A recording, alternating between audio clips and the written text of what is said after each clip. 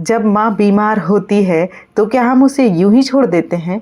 जब माँ पीड़ा में होती है तो क्या हम मुंह मोड़ लेते हैं? नहीं ना।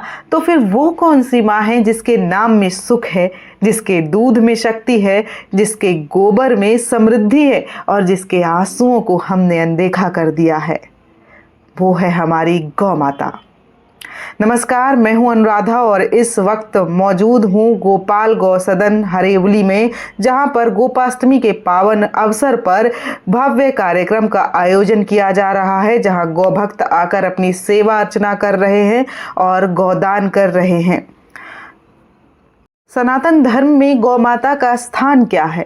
क्यों हमें उसे माँ कहना चाहिए? इस प्रश्न का उत्तर हमारे धर्म शास्त्रों में छिपा है। आइए जानते हैं पूज्य महंत जी से कि गौ माता में कौन कौन से देवता निवास करते हैं और क्यों हमें गौ की सेवा अर्चना। देखिए, गौ माता इस ब्रह्मांड का एकमात्र ऐसा प्राणी है जो हमको कई प्रकार के दोषों से बचाता है। हमारे शास्त्र कहते हैं गौ माता को जो पहली रोटी दी जाती है वो हमको चोरी के आरोप से बचाती है। जो भी अन्न खेत में जब पैदा होता है तो उसमें हमारे साथ कई देवताओं का भी हिस्सा होता है। जैसे हमारी मेहनत के साथ सूर्य देव भी उसमें ड्यूटी दे रहे होते हैं, वायु देवता उसको सुखाने में मदद कर रहे होते हैं, जल देवता उसमें सिंचाई में मदद कर रहे होते हैं।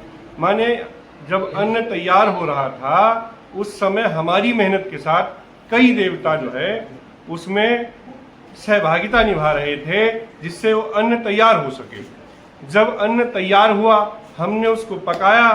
अब उन अगर देवताओं का हिस्सा दिए बिना हम रोटी खाते हैं तो देवताओं की चोरी का आरोप हम पे। एक समय था जब गाय किसान की सबसे बड़ी पूंजी थी। आज हम जहरीली खेती की तरफ बढ़ गए हैं, लेकिन गौ माता में आज भी वही शक्ति है जो हमारी मिट्टी और हमारे स्वास्थ्य को बचा सकती है। आइए जानते हैं कुछ आम लोगों से कि गौ माता उनके जीवन में क्या स्थान रखती है और कैसे वो गौ सेवक बने और क्यों गौ सेवा कर। मैं गवेशी दर्शना अग्रवाल। जय गौ माता, जय गोपाल। आज हम हरेवली गौशाला में हैं, गोपाल गौ सदन में। यहाँ पर गोपाष्टमी का बहुत ही सुंदर उत्सव हो रहा है। यहाँ हम बहुत समय से पंचगव्य कक्षा लेते हैं, पंचगव्य का रजिस्टर्ड कोर्स कराते हैं, जिसका लाभ यहाँ के गोपालकों को और बहुत से गौ सेवकों को होता है। यहाँ पर बहुत से पंचगव्य के उत्पाद भी बन रहे हैं जिससे सभी को लाभ होता है, हमारे पेड़ पौधों को भी और मनुष्य को भी। मैं पंचगव्य से चिकित्सा करती हूँ, मनुष्य की चिकित्सा और गौ माता की चिकित्सा। आजकल विशेष रूप से गर्भ संस्कार पे काम कर रही हूँ कि गौ माता कैसे निसंतान दंपतियों को संतान देती। राम जी, मैं जस्टिस गुजर, आपका गौ सेवक और श्री कृष्ण दास। गौ माता की सेवा ही सबसे बड़ी सेवा होती है और सबको सेवा में भाग भी लेना चाहिए। जैसे कि आजकल लोग गाय माता की कदर नहीं करते और भूलते जा रहे हैं अपनी संस्कृति भी। खैर, अपनी संस्कृति भूल रहे हैं तो गौ माता तो फिर भी बहुत वो चीज़ है। तो लोग बहुत से सोचते हैं कि पशु है, पशु नहीं है, ये गाय माता है। मेरा नाम मोहन भारद्वाज है। मेरा पास में ही गांव है। मैं 10 साल निगम पार्षद रहा और chairman standing committee north Delhi रहा 3 साल लगातार। आज आप गोपाल गौ सदन आए हैं, क्यों आए हैं? गोपाल गौ सदन गोपाष्टमी के पावन अवसर पर आए हैं कि गौ माता हमारी माता है, हम मानते हैं और निश्चित रूप से प्रमाणित है। तो उस पर्व को मनाने के लिए हम सबके साथ मिलकर मनाने के लिए आए हैं। तो गौशाला के प्रति आम लोगों की क्या जिम्मेदारी है? गौशाला के प्रति आम लोगों की बहुत अच्छी यहाँ भावनाएं हैं और इसका एक प्रमाण क्या है, क्योंकि मेरा तो पास में गांव है, हम यहाँ बचपन से रहे हैं। ये जो जगह हरा भरे घास और ये सब कुछ पेड़ देख रहे हैं आप, यहाँ पर रेत थी, पूरी रेत ही स्लाइन थी पूरा। और गौशाला लगने के बाद ये घास और सब पेड़ उगे हैं, सारी चीज़ हुई है, वो ख़त्म हो गया। तो प्रमाणित रूप से कि गौमूत्र और गाय का गोबर जहाँ पड़ता है वो बंजर ज़मीन उपजाऊ हो जाती है, और ये इसका प्रमाण है। और गाँव के आसपास के लोगों की इससे आस्था जुड़ी हुई मैं है। नीलम वर्मा हूँ और पश्चिम बिहार से आई हूँ। एक्चुअली मैं पहले से ही देसी गाय के से जुड़ी हुई हूँ। देसी गाय के गोबर गौमूत्र से औषधियाँ बनाती हूँ। तो इस वाली गौशाला से भी हम जुड़े हैं और बड़ा मन था, जब भी विशेष कार्यक्रम होता है तो हम इस गौशाला में ज़रूर आते हैं। आप अपना परिचय दे दें। हाँ, मैं अनीता गोयल, माननीय प्रमोद गोयल जी की मिसेज। जी, मैं रीमा गुप्ता पीतमपुरा से आई हूँ, भाभी जी के साथ ही। गौशाला से बहुत हमारा चलता रहता है, प्राचीन समय से इसमें बढ़ता जा रहा है। जी। तो आप मुझे ये बताएं कि आज यहाँ आने का उद्देश्य क्या है आप लोगों का? ये आज गोपाष्टमी है। श्री कृष्ण भगवान ने सबसे पहले गौ की पूजा करी थी आज के दिन, तो इस उपलक्ष्य में भी। और वैसे हम यहाँ आने का मकसद यही है कि सभी भगवानों की पूजा होती है, गौ माता के लिए कभी कभी मौका मिलता है, तो इस बहाने के हमारे गौ माता से दर्शन भी हो जाएंगे। और यहाँ आके हम और लोगों को भी अवेयर कर रहे हैं। हम सबको बताया है संस्था से जुड़े कि हमारी सखियाँ भी आ रही हैं। हमारे पे कृपा बहुत है जी। तो आम लोग जो यहाँ गौशाला से कैसे जुड़ सकते हैं और क्यों जुड़ना चाहिए उन्हें? हम लोग उनको बताते हैं ना, जाते हैं कि हमको ऐसा फ़ायदा हुआ, हमने ऐसा करा, हमको इतना लाभ हुआ, तो औरों को हम जोड़ रहे हैं। 10-15 हमने जोड़ दिए हैं। अभी आ रहे हैं। गौशाला से आम लोगों को जोड़ना इसलिए ज़रूरी है। देखिए, हमारी हवा ख़राब है, धरती हमारी खराब हो चुकी है, तो हमें गाय को बचाना बहुत ज़्यादा ज़रूरी है।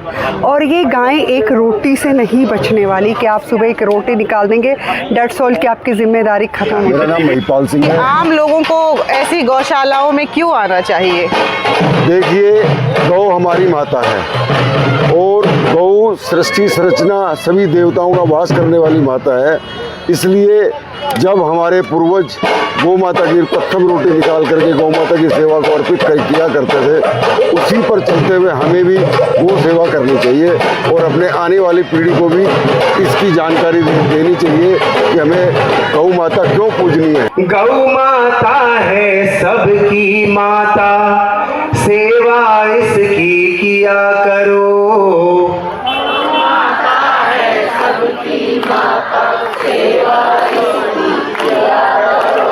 गौ माता है सबकी माता, सेवा इसकी किया करो। हेलो,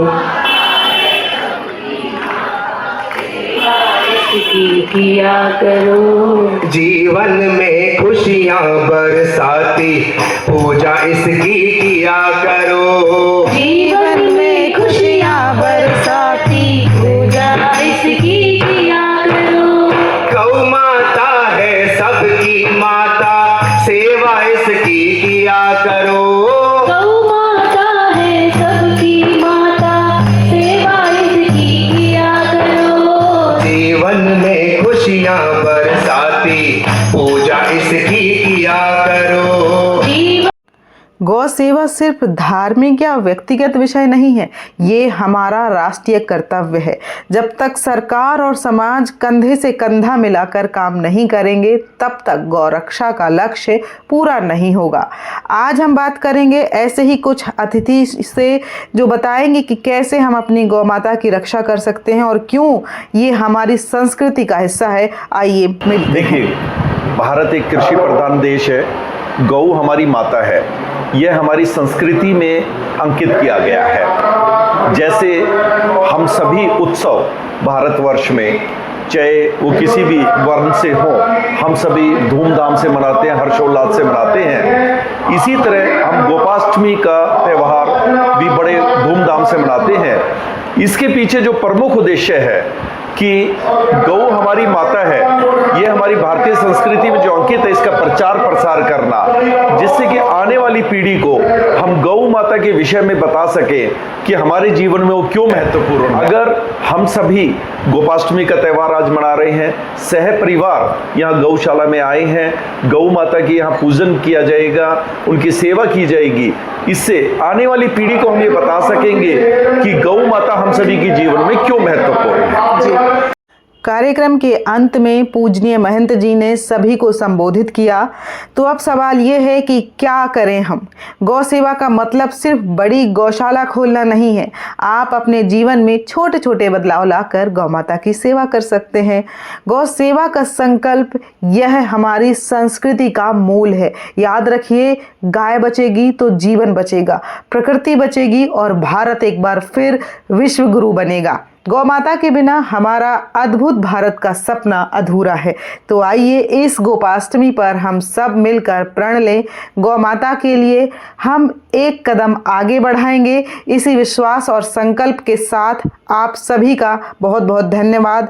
गौ माता की जय हो। अगर आपको वीडियो पसंद आया है या आपके दिल को छुआ है तो इस वीडियो को ज़्यादा से ज़्यादा शेयर करें और कमेंट में बताएं कि गौ रक्षा के लिए हम क्या कर सकते हैं। वो छोटा सा काम जो हम खुद कर सकते हैं, सरकार को ना कहते हुए सिर्फ हम खुद से कर सकते हैं। क्या हम ये इंश्योर कर सकते हैं कि गौ माता जब भी हमें कचरा खाती हुई मिलेंगी तो हम वो कचरा उन्हें नहीं खाने देंगे।